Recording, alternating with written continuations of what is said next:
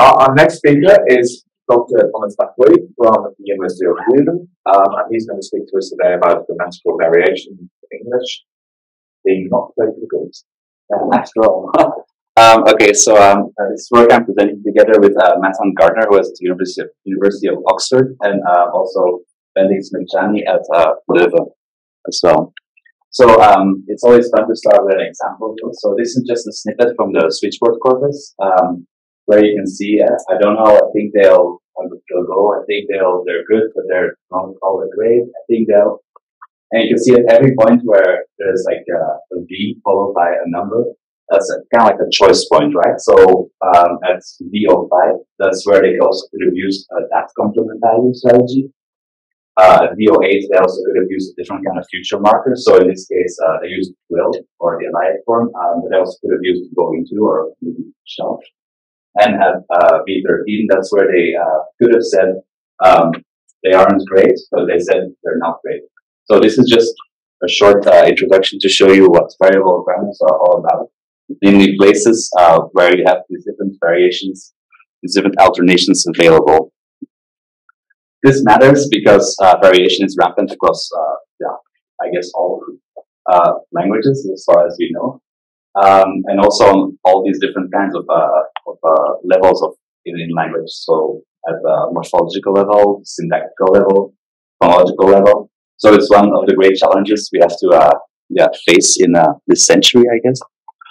I was also very pleased to see that there are many different kind of alternation talks, or the topic at least at IL, this conference. So we had a talk on the dative alternation by my colleague Chiara Paolini.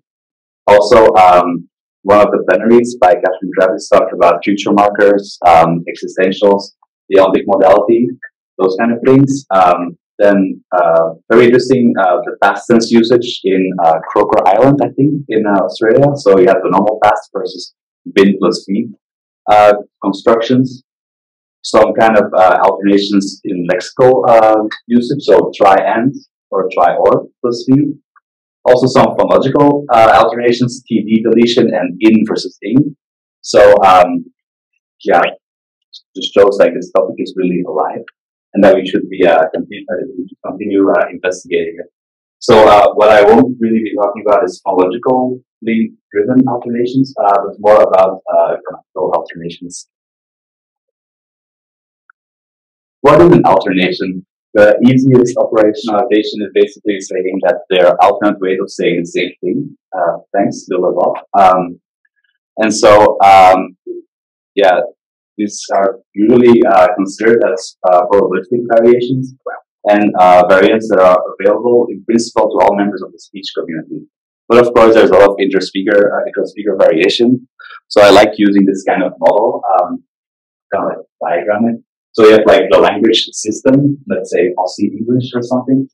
And then you have, of course, all these people that are members of different speech communities. And so, what we all have is our own internal grammar, our competence. But of course, what we base our language acquisition on is the usage of people. So that's the thing that can be observed, right? So there's some kind of social realignment going on based on this actual usage. So that makes spoken data really good because we can analyze it and then see kind of abstract like how this kind of variable grammar emerges from that. Hopefully this works. I've never even bought a gun myself. My dad's given it to me or someone's given me one, so I'm probably real illegal. I'm carrying guns that aren't even mine. Okay, so another example from the switchboard corpus. And here you can also see, topically, this is very American because talking about guns. But also more importantly, in the same turn, the speaker uses both the prepositional dative and also the transitive dative variants. So that means, again, like both variants are available to the speaker at the same time, yet both are being used. So, if you ask the prescriptivists whether variable grammars are a good thing, they will say no. So there's this style guide by Strunk and White, where, for instance, for relativization strategies in English, they would say don't use which, rather go witch hunting remove defining witches, maybe put them on the stake or hang them, and by so doing improve your work. Okay. But of course, we all know that like there's different strategies that can be used, right? If you use that as well, so that would be like the normative one according to Strunk and Light. Well, which would be this preferred, and the gap strategy would also be this preferred. From the is there even variation? So some people really hold tight to the intuitively or traditionally like accepted idea of isomorphism. So that means that there is a one meaning, one form mapping. But of course, as we just saw with relativization, for instance, there's multiple strategies. So that's not that is like a 1, 2, 3 mapping. So variation, like alternations, really exist, despite the commonly accepted axiom that no true synonyms exist. Or as Goldberg would say in a first iteration of construction grammar, if two constructions are syntactically distinct, they must be semantically or pragmatically distinct as well. And so you'll often see that still if you look at the Handbook of Construction Grammar or something. This is something that's like typically touted, but and that might work for prototypes or very typical examples. But when you go looking at the data, like it's there are definitely cases where these alternations are really variable and governed by constraints. I also agree it persists across time. So that basically, if isomorphism was true, then or like the most dominant factor, then that would mean that we often have these competing forms, and in synchrony, like they were constantly trying to be like fighting with each other, and ironically they would have been like rooted out. So maybe occurring over and over again, but in the end, like only one form can survive. But of course, some of these alternations are very long-lived, like the dative alternation. It's been around for forever, I would almost say. Also present in many other Germanic languages. So they persist across time, but we might be say that okay, like they might be suboptimal because they are complex or difficult. Then why are they difficult? So they're typically conditioned probabilistically by these contextual constraints, and they need to be checked, right? So typical things that people have investigated are things like animacy, length of certain constituents, matrix verbs. Also, sometimes logical conditions in the mix there. So these are kind of things that kind of like inhibit the speed, I guess, of the computation. So the contextual scanning must happen at some level. Could be automatic or semi-automatic. Can also be under overt executive control, but it must happen. On the other hand, of course, we have to be real about that. Like idiomaticity and chunking are things that kind of like speed up this kind of computation. But of course, if you have idiomatic usages, then we might not really say they're in a variable grammar because there's only one option, right? So if you even let's say kick the bucket or something like that, it's a lexical example. Like I don't even think about what I'm kicking, and it's the bucket. So those are things that we kind of like exclude from this kind of research. We're really looking at the things where both variants or multiple variants could have been used. Okay, some note about complexity. So what we are looking at is either absolute complexity in language or relative complexity. Absolute complexity is the length of the mental grammar. And so by definition, if you have multiple variants, your grammar will be longer, right? So if you have a one-to-one mapping, isomorphic case or something, then your grammar will be shorter than if you have a one-to-many mapping where one function maps onto different forms. The other notion is relative complexity. So that's mostly the cost of production. So where you have to do that kind of mental processing, that scanning basically. So the main question here is actually just, does absolute complexity correlate with relative complexity, as our linguistic intuition would have it? So if your grammar is longer, then we would expect that the relative complexity would also increase somehow. Just a summary, I'll do a lot, sorry. So there's this widespread implicit assumption that grammatical variation is messy, abnormal, we don't want it, right? It's suboptimal. But beyond such prejudices, it's not improbable also that checking this condition of grammatical variance indeed increases cognitive load.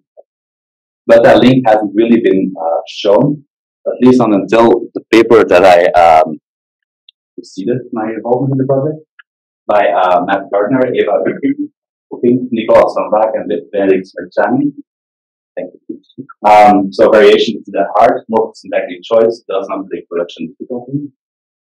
So this paper uses a subset of the switchboard corpus, and so what I will be talking about today is basically the extension of that study. Now the good news is the story doesn't change. We find the same things, so we use the same methodology, and the story doesn't really change. So maybe a spoiler alert. Yeah. Okay, switchboard corpus.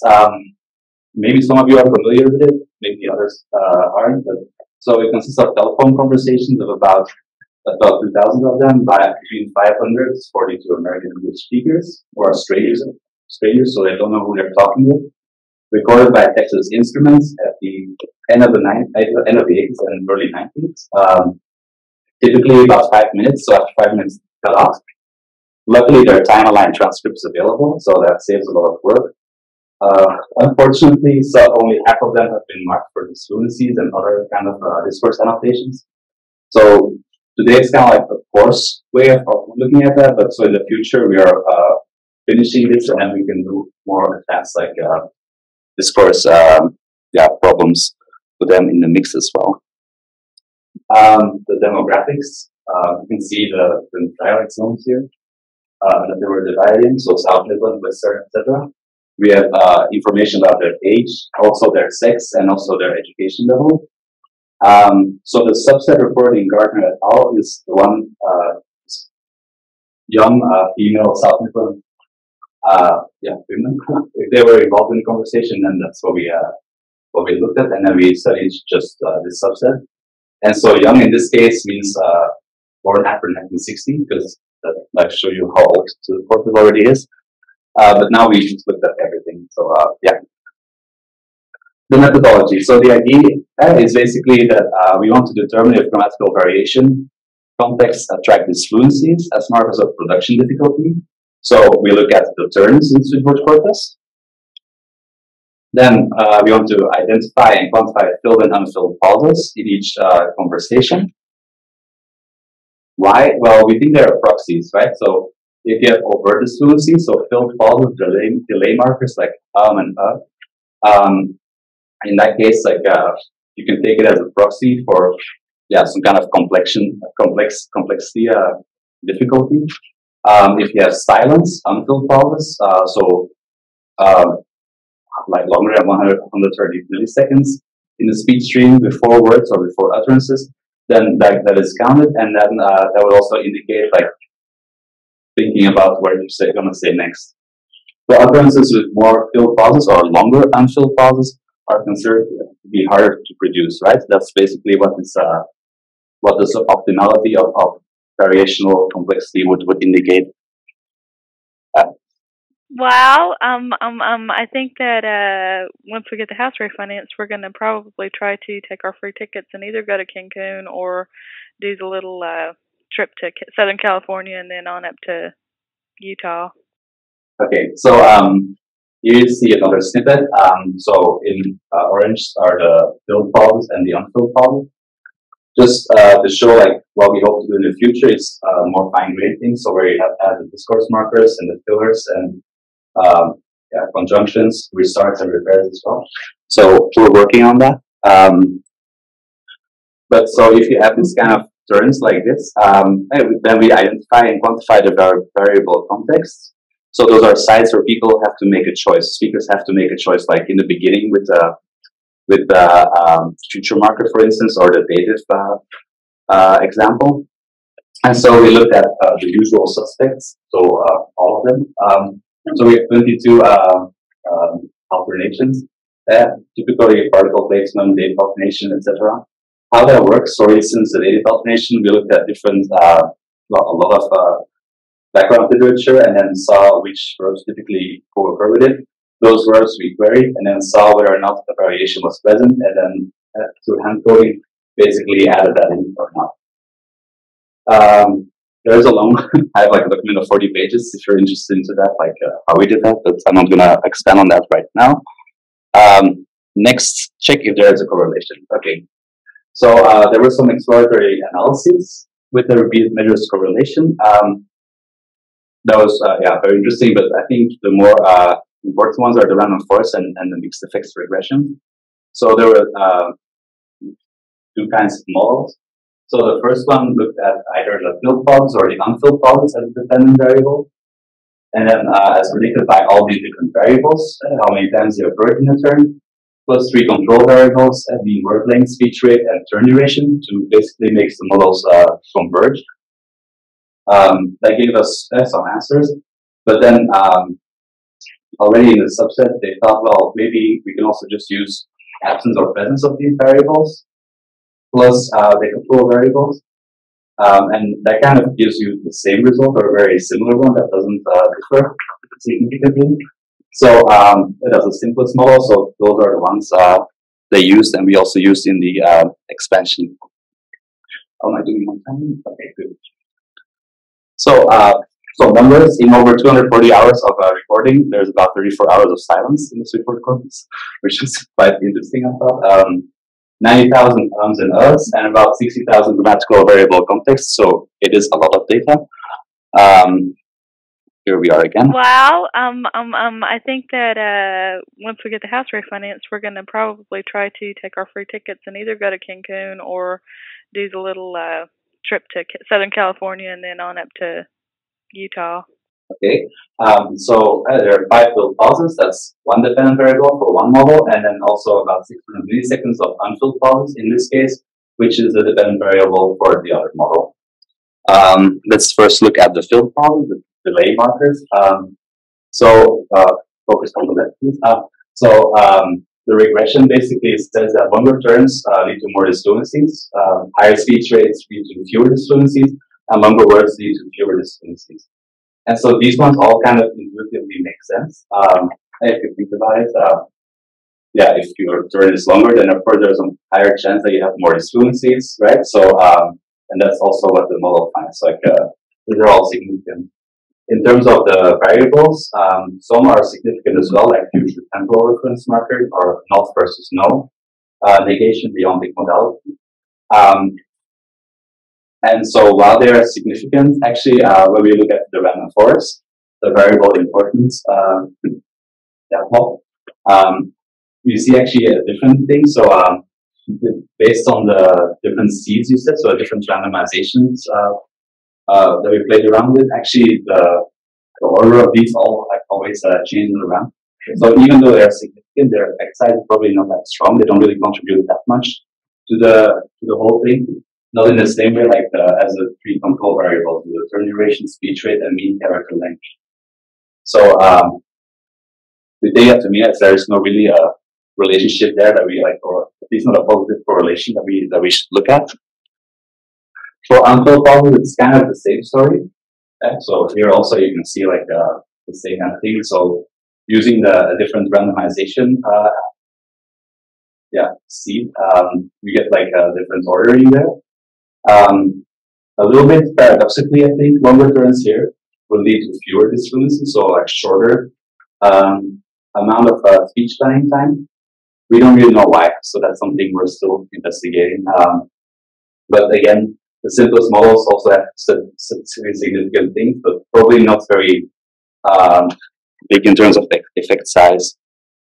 So in other words, we don't really find evidence whatsoever that higher frequency of variable context, not even with this binary absence or presence kind of thing, correlates positively with disfluencies, as they should have if variation indeed impedes production. So, coming to the title of the talk, grammatical variation does not appear to be particularly difficult. Implications for isomorphism and no synonymy. So we already knew before that variation is pervasive. You see the many different variables, not necessarily short-lived. Now we also know that doesn't really cause any protection problems for speakers. So it's time to rethink some of the dogmas, like why is it still there in construction grammar as a foundational principle? Diachronically stable grammatical alternations, these are not so mysterious after all. They can be stable. Why? Because they're not suboptimal, so it's not really a problem. And also in terms of complexity theory, so even though the length of the absolute length of the grammar is longer, we don't really see like this positive correlation there with relative complexity. So it looks more like a top line or like a downward slope. Then some current and future work. So I joined this project in January of this year. And so one thing, like as I said, right, we want to do more than just the canonical disfluencies. We're looking at all of these things: fillers, editing terms, discourse markers, etc. Still work in progress. So I hope in 2025 in Compostela I might give you an update on that. Also probabilistic modeling. So one idea is also sometimes if your choice is black and white, so 0 or 1, then that's an easy choice. But sometimes, you know, like based on different constraints, it might be more of a gray area, right? So if it's close to like the midway point, then that might indicate that it's a harder choice. I hope that makes sense. But yeah, so we're like working on integrating this, but that also requires a lot of annotation, and so we're still doing that. Stability versus the short-livedness of alterations might also play a role. So that's, I think, something for next year. But what we've already been doing is also the number of probabilistic constraints involved. So if it really matters, then probably if you have many constraints, the governor of particular alternation might indicate, or might relate to more fill pauses or more longer speech planning time. That we will know in a month when the theses are submitted. And of course, I want to see what happens in other languages, right? Because like this is all English, but if there's something general linguistic like this phenomenon, then an extension would be good. So I was hoping maybe we can do something with Chinese, because like that's the language I'm familiar with, and we have many Chinese students. So hopefully, if we get funding, then yeah. Okay, in sum, there's a robust finding that true variable contexts are not necessarily suboptimal in terms of relative complexity, not for this subset, but also not for the bigger or the larger switchboard corpus. Still, there's many aspects that need to be explored, so we're working on them to see whether or not isomorphists were right, but we predict there aren't. So thanks, and happy winter solstice, which is right now, mate. Yeah, thank you.